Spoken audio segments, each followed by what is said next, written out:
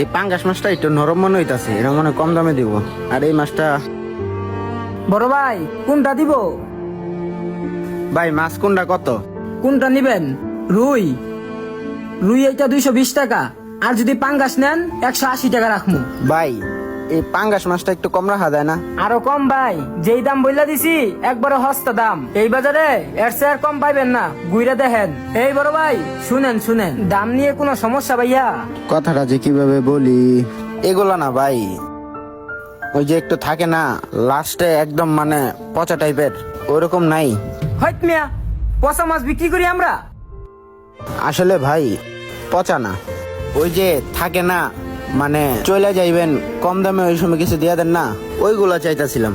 এত দামি মাছ কেনার তো আমার সামর্থ্য নাই। সামর্থ্য নাই? বাজারে আইছেন কেন? যান যান, অন্য জায়গায় যান। সকাল সকাল আইছে মেজাজটা খারাপ করার জন্য, দেখ মন মেজাজই খারাপ করে দিছে। এ ভাই পচা মাছ। এদিকে আসেন। কি হয়েছে ভাই, কি সমস্যা বলেন?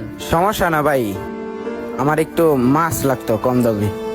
ভাই সমস্যা নাই, আমাদের দোকানে মালিক না থাকা সত্ত্বেও আমাদেরকে বইলা দিছে যাদের কাছে টাকা থাকে না তাদেরকে ফ্রিতে মাছ দেওয়ার জন্য। আপনার ব্যাগটা দেন, আমি কিছু মাছ দেয়া দিতেছি। এ রাব্বি, কতজনের মাছ দিতেছ? দিতে দিতে তো সবই শেষ হয়ে যাবে। যদি এমনি দিতে থাকো তাহলে পরে দোকানে পাতি কিছুই খুঁজে পাইবো না। ওটা ভাইয়া দেখবো না, সমস্যা নাই। ভাই দেন, ব্যাগটা দেন।